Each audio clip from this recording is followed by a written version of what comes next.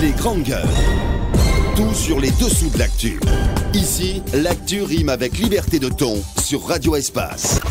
Et également sur Espace TV, tous les soirs, vous avez accès à cette émission. Merci à Mar-Alex. Silla. À la une, on s'intéresse à l'actualité, évidemment. Mine, la Guinée qui récupère les blocs 1 et 2 de Simandou.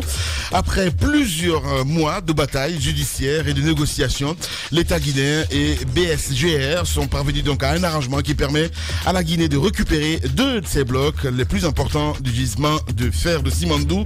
Et quels sont les contours de cet accord? On pose la question ce matin. Quelle perspective cela ouvre pour la Guinée? Monsieur Abdoulaye Magassouba, il faut le rappeler, il est ministre des Mines et de la Géologie. On va l'appeler dans un instant sur Radio Espace. On parle politique également dans cette émission ce matin. L'opposition républicaine qui appelle le pouvoir d'Alpha Condé à surseoir aux opérations de déguerpissement en cours donc sur le site du centre directionnel de Koloma. Elle dénonce la brutalité avec laquelle l'État procède à ces déguerpissements. Pendant ce temps, un enregistrement audio du chef de file de l'opposition et la cellule d'Alain Diallo relatif donc à une prise de position de ce dernier lors d'une opération similaire en 1998 semble mal reçu dans l'opinion. Le leader de l'UFDG, alors haut commis de l'État, est accusé d'avoir défendu le déguerpissement d'alors. Guéropon, son parti, on essaie de comprendre ce matin avec M. Alpha Bakarba. Il faut le rappeler, il est le conseiller du président de l'UFDG, chargé des relations publiques et extérieures. Vous allez l'avoir ce matin dans cette émission. Un saut sur vos réactions, évidemment, sur notre plateforme. On y va, Mamoudou Condé, avec cette réaction qui nous parvient à l'instant T. Les auditeurs fidèles, évidemment, Fomoussa Makadabi qui nous écrit: bonjour les grandes gueules, bonjour à toute l'équipe. Créer une nouvelle usine d'huilerie sans avoir une bonne politique pour relancer celle déjà existante à Dalaba, avec ces tonnes d'arachides, serait une faute grave et un regret inoubliable pour le ministre Tibou Camara, à l'image de ses prédécesseurs. Voilà, donc il continue. Je pense que c'est le même message qui parvient du côté de RPG Arc-en-Ciel, toujours avec Mohamed Fofana qui nous écrit ce matin. Mohamed qui nous dit: bonjour les grandes gueules, Kema Foudia arrête son jonglage verbal. Qu'est-ce que c'est que cette histoire, Mohamed? La relance de l'usine de Fria est une chose et le manque d'emploi pour les habitants de cette ville en a une autre. Qu'elle nous dise si la promesse du FAMA concernant donc la relance de l'usine de Fria est tenue ou pas. Il faut éviter d'user du micro pour s'aimer la trouille dans l'esprit des auditeurs. C'est Mohamed Fofana du côté des RPG Arc-en-Ciel qui nous écrit ce matin. On part maintenant du côté de l'UFDG avec Suleiman Fofana qui nous écrit. Suleiman, voilà, Konaté, voilà, c'est bien cela. Suleiman Konaté du côté de Dubreka, il est de l'UFDG. Pour lutter contre l'occupation illégale des domaines de l'État, il faut primo identifier et arrêter tous les cadres véreux qui se sont illustrés dans la vente illicite des domaines de l'État. Secondo, remplir toutes les conditions de réclassement et de dédommagement des occupants, détenteurs, des recassements, des actes légaux. Terceau, donc finaliser les opérations d'identification et de codification de tous les domaines étatiques. Suleiman Konaté, donc il nous écrit ce matin. Suleiman Konaté d'ailleurs qui sera avec nous jeudi prochain, évidemment, les jeunes et politiques, qui sera notre invité, comme d'ailleurs on l'a fait avec l'UFR. On va rester dans le sillage avec les auditeurs sur Twitter cette fois-ci, le hashtag EspaceGG. Beaucoup de réactions évidemment de ce côté aussi avec les auditeurs. On va y aller avec qui exactement, le temps que ça s'ouvre, voilà, parce que là c'est un peu compliqué la connexion ce matin. Voilà, on y va avec Lamarana Yemberin qui nous écrit du côté de l'UFDG, c'est bien cela. Voilà, bonjour les grandes gueules. En attendant les usines virtuelles dont vous faites la communication, il y a une famille qui est victime d'agression et d'injustice. Plus de 103 de ses enfants tués, je comprends pas. Plus de 1200 blessés, donc 80% par balle. Plus de 50 boutiques et 200 maisons cassées issues de cette famille. Donc je comprends pas. Voilà, c'est pas une émission à devinette, s'il vous plaît les gars. Allez, on va y aller avec c'est autre. On reste avec Noumou qui nous écrit: c'est bien de communiquer si tu as un bilan, sincèrement. Les gars, avez-vous vu un ministre nous présenter des résultats négatifs ici? Ils sont bien dans leur théorie, pas besoin de polémiquer sur un bilan qui n'existe pas. Titi, tu as vu le métro bus? Donc voilà, il pose la question ce matin. C'est que le ministre qui nous en a appelé dans un instant, le ministre Magas. Magasouba, on va essayer de l'avoir. Pour une première sur nos antennes, si tout va bien. C'est relativement donc à cet accord, à cet arrangement entre la Guinée, l'État guinéen et BSG. Ouais. C'est donc officiel. La Guinée, à travers donc au gré d'un arrangement avec la compagnie du milliardaire israélien Benny Stamez, donc va récupérer les blocs 1 et 2 du gisement de fer de Simandou. Il faut rappeler que c'est 4 blocs.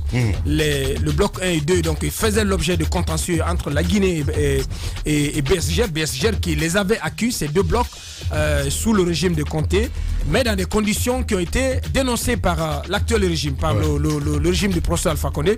Il s'en est suivi donc une longue bataille judiciaire qui a conduit même à l'arrestation donc du milliardaire et d'autres associés donc et d'autres personnes incriminées dans ce dossier.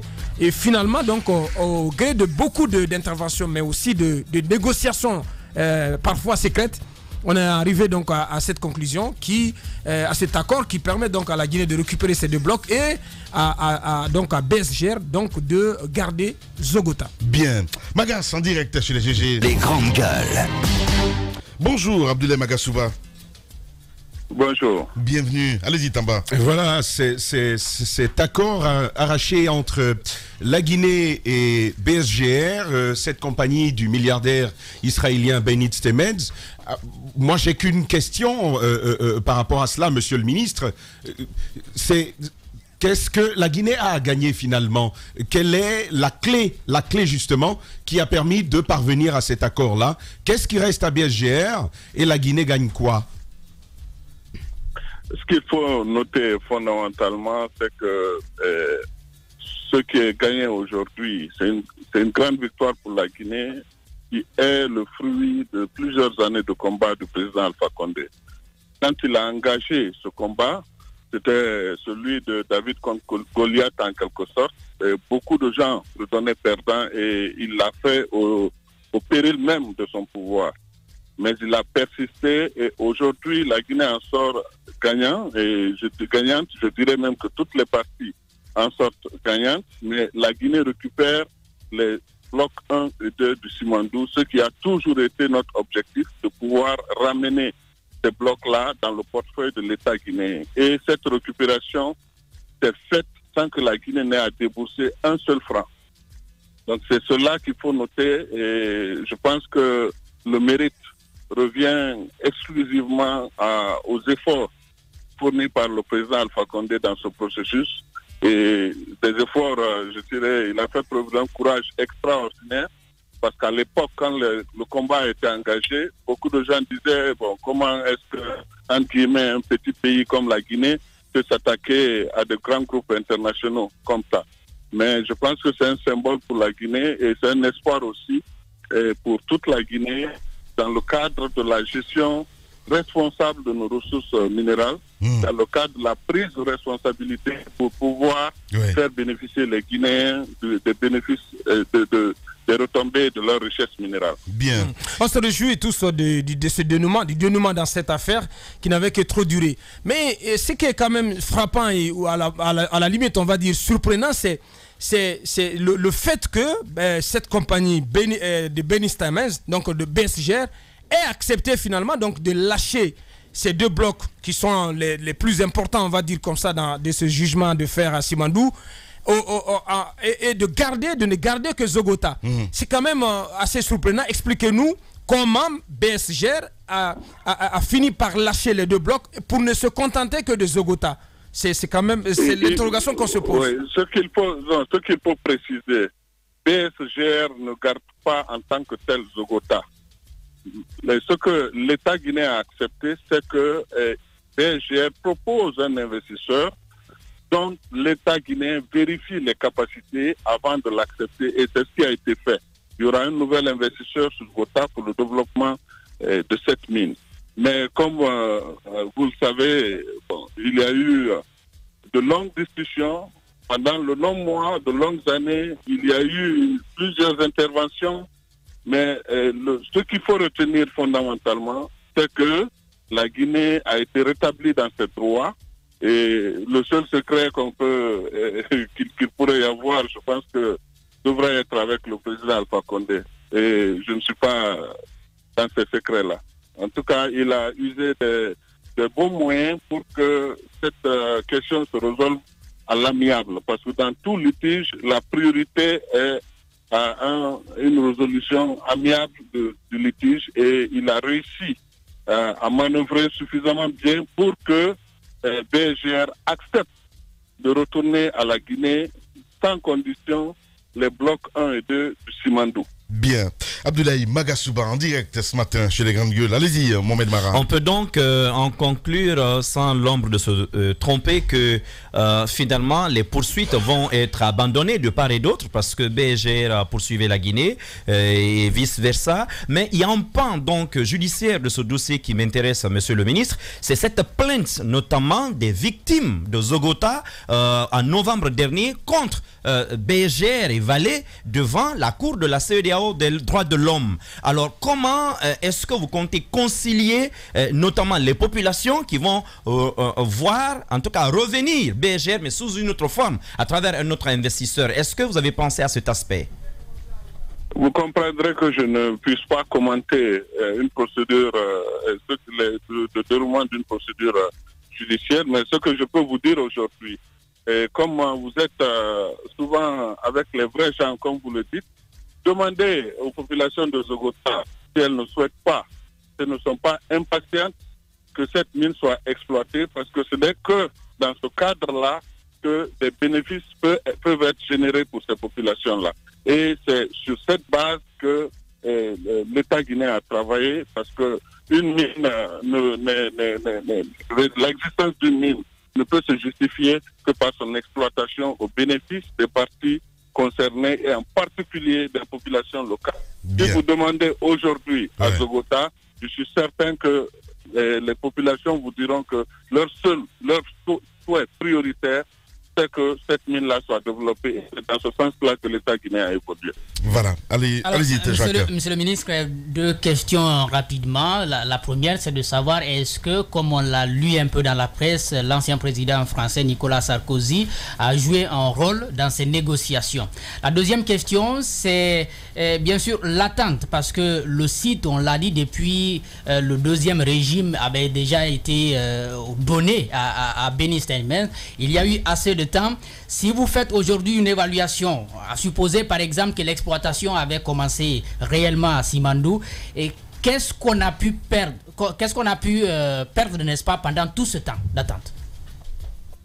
Votre première question, je pense qu'il est important de signaler que le président, comme vous le savez, il a un réseau, je dirais, extraordinaire dans pratiquement tous les continents au monde. Donc le président Sarkozy est un ami du président Alpha Condé. Donc il n'est pas exclu qu'ils aient eu à discuter de ce sujet à un moment ou à un autre. Et comme cela a été le cas de plusieurs, je dirais, des dizaines de personnalités de par le monde qui sont intervenues directement ou indirectement dans ce dossier. Mais ce qu'il faut retenir fondamentalement, c'est que ce résultat, cette victoire-là pour la Guinée, a été rendu possible grâce au courage, grâce à l'abnégation du président Alpha Condé, parce que je peux vous dire une chose, beaucoup l'ont dissuadé d'engager le combat. Maintenant, vous parlez de ce qu'on aurait pu perdre. En réalité, faites le bilan aujourd'hui.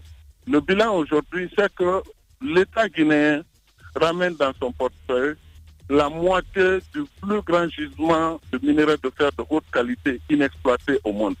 Les blocs 1 et 2 du Simandou. C'est ça l'élément fondamental. Et deuxièmement, l'État guinéen crée l'opportunité maintenant du développement responsable des mines de Zogota. Et c'est cela qu'il faut retenir. Je pense que avec ce qui a été obtenu dans ces négociations, le combat valait la peine d'être mené. Abdoulaye Magasuba, voilà, Magas, vous restez avec nous. On va revenir dans un instant, mesdames et messieurs, avec l'UFDG. On parlera politique dans la deuxième partie et le ministre Magas que nous allons retenir. Dans 10 minutes, on revient. véritable success story de la radio Espace Guinée, les Grandes Gueules, détentrices des meilleurs scores radio en Guinée, de la meilleure émission talk show, a donné le créneau horaire du départ au bureau et du retour à la maison, récoltant depuis des années consécutives le titre d'émission la plus écoutée en Guinée, toutes catégories confondues. Un grand total de plus de 5 millions d'auditeurs ont été fidèles au talk show Les GG, diffusé jour après jour sur toutes les stations du réseau Adafo Média de 9h à 10h30, un exploit qui restera longtemps dans les annales de la bande FM en Guinée.